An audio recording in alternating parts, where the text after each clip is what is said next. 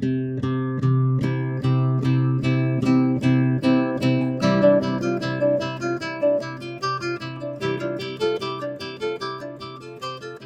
and welcome to History Through Fiction, the podcast. I'm your host, Colin Mustful, and today I'm excited to be joined by Loretta Ellsworth, author of The Jilted Countess. Loretta, hi. Hi, thank you for having me. Of course.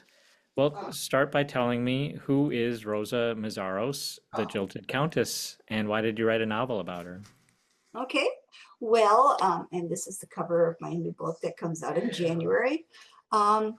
This story is actually my novel is based on a true story, but the identity of the real Countess is a mystery to this day. In 1946, a Hungarian countess fell in love with a soldier from Minnesota who was stationed in Europe after the war. And her family had lost everything during the war. When he proposed, she accepted, but it took a couple of years to get the paperwork and the money and everything to come over. They wrote back and forth and planned their wedding. When she finally arrived in Minnesota, she found out that he had recently married someone else. So she was devastated, of course. But she didn't want to go back to Hungary because it was under communist control. So she went to see a newspaper man at the Star Tribune. His name was Cedric Adams. In the book, his name is Cecil Anders. She told him her story. So he put a picture of her in the newspaper along with her story and asked if there were any returning soldiers who would like to help this woman out by marrying her. And there was also this caveat: she only had 2 weeks left before she would be deported. So she had 2 weeks in which to find a husband. So she was basically like the first bachelorette. And amazingly, in 2 weeks, she received almost 1,800 offers of marriage, which was amazing. So she went on a few dates and picked a husband and settled in a small Minnesota town, never to be heard from again. So that's the basis of the story. In 2015, Kurt Brown, who had an article in the Star Tribune in which he asked readers if anyone knew what had happened to this woman as a follow-up, because someone had shown him this 1948 article. But no one ever did. He didn't receive any replies. And my friend sent me the article, the 2015 article, and said, "You should write this story." And I was really fascinated. So I started spending a lot of time at the Minnesota History Center just researching. First of all, looking for all the articles that Cedric Adams had written about it, and seeing if I could find this woman now to see what happened to her. I looked up marriage records, things like that, to no avail.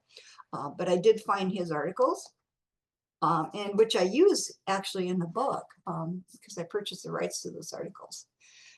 So there is like a lot of truth in here, but it's also fiction because no one knows what happened to her. So I created a story for her. And I thought, how would a Hungarian countess fit into a small Minnesota town? So that's the basis of the story. Well, that's very fascinating. You mentioned her as kind of like the first bachelorette. We all know there's, at one point, newspapers had personal ads, and nowadays it's all online dating and Tinder and things like that. Was it common at all for someone to post such an ad in the newspaper at that time? No, not really. This was just kind of a very unusual incident for them. And he said he wasn't a marriage broker, but he was sort of acting as one. And people were just people. It was a very that article spread across the United States because she received offers, from California, from many different states. So So it was an unusual article at the time. I'm sure there must have been, I don't know if there were ads. I know there were war brides, and things like that during that Mhm. time. I'm curious, what do you think of the historical context, the post-World War America that created such a stir, that this ad would create such a stir? Why do you think the circumstances were in such a way that young men would be eager to have this Hungarian bride and respond to this article? That is a good question. I think it was a combination of factors. One is that a lot of men had returned and uh, but hadn't quite settled down yet. Another was patriotism. You know, people were very patriotic and they wanted to help each other out. Uh, and the fact that she needed help. Some people even just sent money and things like that, so people were offering up a lot of different things to her at the time. But the marriage offers were just, I think, uh, I don't know, it was just an example of people just being really nice and wanting to do something for this woman. You mentioned that there's no record of her after she chooses a Well, husband. well, they used a fake name in the newspaper. Okay. So they used a fake name, and we don't know who she married either. So Okay. there are no names, which is why I couldn't find any record of her. I didn't have a name. Um, I looked for Hungarian names. I looked for um, things like that, and then researched them. Usually found their obituaries, things like that, and never found anyone that matched her. Well, without giving away too much, how were you then able to piece together a narrative for what happens to this woman after she gets married? That was entirely fictional. Uh, I wondered, there was a lot of what if type of questions. What if she ran into her former fiance? What would happen? How would it be? What would that be like after she was married? What if she had trouble assimilating into the culture of a small Minnesota town? Those types of things. That's entirely fictional. Up until the point where she gets married, it's based more on, a lot of some facts that I was able to find. But after that, yeah, it was just my imagination. Were you able to find out anything about her reaction to her fiance, to the man who said he would marry her, and then, I mean, she went through a 2-year process to get to America. I can't imagine what that would feel like. Did you hear anything from this man and his excuse? um, in the newspaper article, it tells very little about it, just saying that he apologized to her, that he'd recently married someone else. She was horrified. She told him to get out. I had a Hungarian reader read this, and she gave me some good Hungarian swear words to use for the novel. And um, so she was devastated. In the article, I think she hadn't slept for like a week afterwards. She was just so traumatized by this because she had, spent the last 2 years preparing for a marriage that didn't happen. So yes, so it was, but as far as his reason, no, it didn't say why. Well, let's talk about you a little bit. This isn't your first novel. You've written a number of novels and young adult stories. Tell me about your path here. What got you into writing and where you're at now? I was a middle school Spanish teacher, and I love to write. I would write articles for magazines. I took some classes at the Loft Literary Center. And I started with when I started writing, I thought I was going to write adult novels, but the voices that I kept hearing were all these young voices, I think because I was teaching all day. So I ended up writing 4 novels for younger children. The first was called The Shrouding Woman. It's a story of a girl whose aunt is a shrouding woman. These were special women who, before we had undertakers and funeral homes, they would prepare bodies for burial. So it's a very old, ancient tradition. And I had read about this also in the newspaper. And I just was fascinated by it and researched it and ended up writing my own story about it, from a young girl whose aunt is a shrouding woman. So that was my first story. And when I wrote it, I thought, well, what kid is going to want to read about burial customs? But it's more than that. It's a story of a girl finding her way. And if you're really passionate, I think, about a subject, then that translates on the page too, I hope, hopefully. And that book was translated into other languages. Japanese, um, I would receive emails and letters from Japan, and found out that shrouding women were a big part of their culture as well. So, you never know where your writing's going to lead you, basically. But I wrote four books for young adults, and then I wrote a book called Stars Over Clear Lake, and it starts with a teenage girl during World War II, and that's set in Iowa. Um, and her brother is off fighting the Nazis in France, and her father resorts to hiring German POWs from the Algona POW camp to work on their farm in Clear Lake, Iowa. And that book, I kind of wanted to see what happens to her, so it went back and forth in time, and ultimately became my first adult novel, historical novel. And it was one that I really enjoyed writing. And so I followed that with another adult historical novel called uh, The French Winemaker's Daughter. And that's also set during World War II in France. And it's about 2 women 50 years apart who are connected by a very rare bottle of wine. So that was my second adult novel. And I wrote that and finished it during COVID, but I wasn't able to. I wanted to travel to France to visit some of these places that I'd read about and researched, but I wasn't able to go then. So during that time, I wrote a picture book. I have 11 grandchildren, and I wasn't able to see them during COVID, so I wrote this picture book called Tangle Knot. It's right here, actually. So this was my first picture book. So I'm kind of all over the place, actually, in my writing. Yeah. And I wrote that for my grandkids, and that was really fun to write. And I was very fortunate to have it published. And then in 2022, I was finally able to travel to France.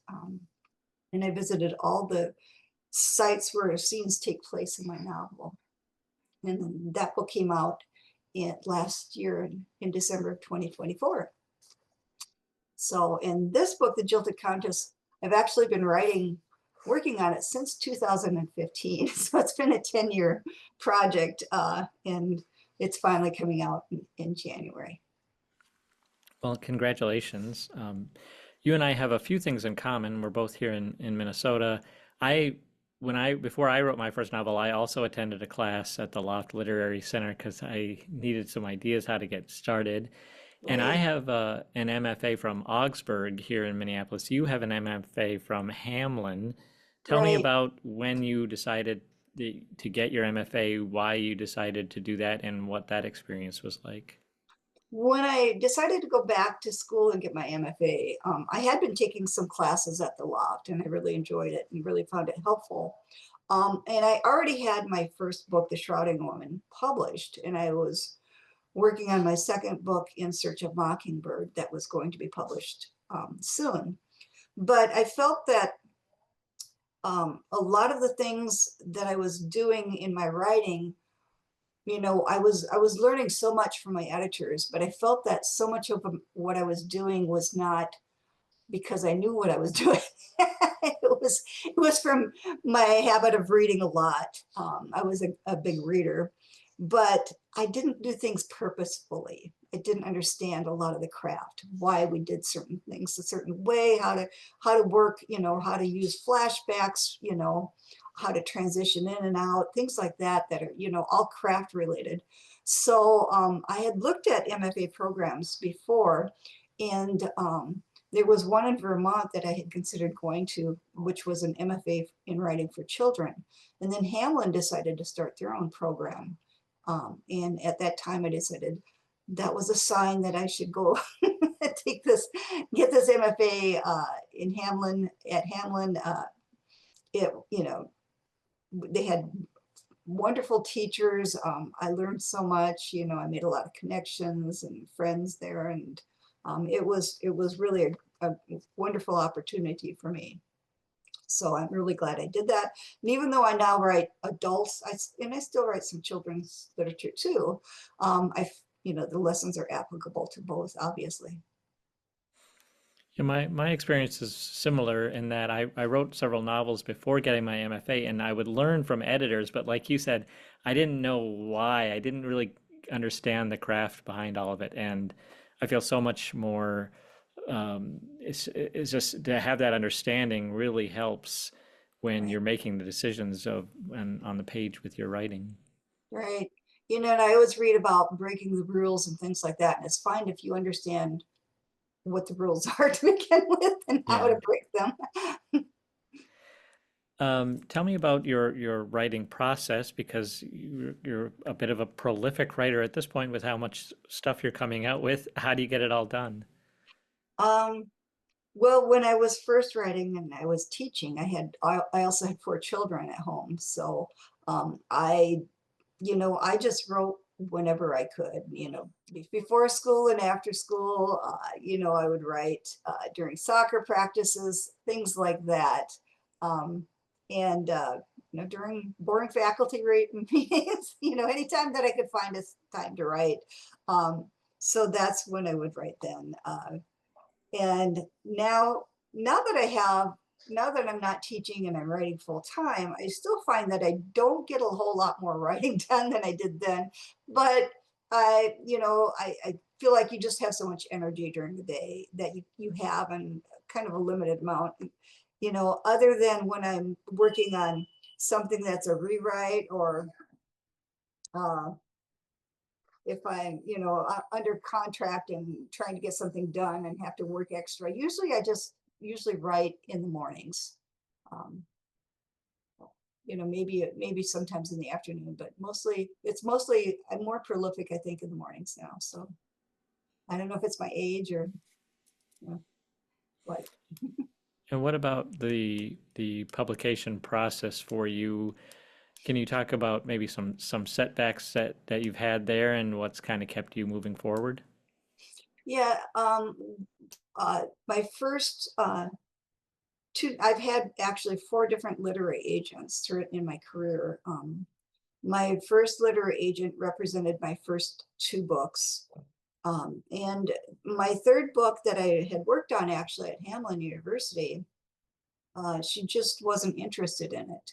So we amicably parted ways, and I found another agent who sold that book and my next book. And then I wrote an adult novel, and that agent only represented children's. So then I had to find a different agent to represent my adult novels. And she sold my book, Stars Over Clear Lake, and wasn't able to sell my next book. And so, she kind of let me go, which is common. So that was devastating at that point. And I must have sent out over um, 200 queries before I found my agent, who sold within 2 weeks. She sold my book, The French Winemaker's Daughter.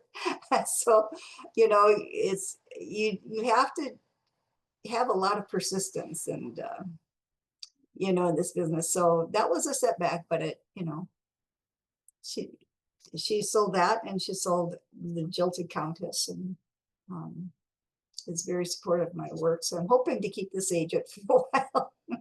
Well, that's great. Good for you. Way to stick with it. Mhm. Well, let's bring things back around to Rosa. You had mentioned that you started research for this in 2015. Why is it such an important story to share? And also, maybe what kind of surprised you or impressed you about Rosa and what she went through? Um, you know, the story itself, I think, is important. Just, well, she was an immigrant, first of all, and who faced a lot of difficulty. And, but, she received a lot of kindness. Um, I imagine that things weren't easy for her as well either. Being a countess in, uh, and I have no, for me, that was probably the hardest part for me to write is, someone who comes from that background. I had no idea what life would be like for that type of person. So I did a lot of reading, you know, just to find out what a countess's life would have been like. Um, and I think it's an important story because it shows, first of all, her determination to be just to assimilate and to find a new life, even when things turn out terribly for you. Um, and you know and plus I think it shows the people who rally behind her. It was wonderful to see that at that time. And you know so mhm. And are you working on something new?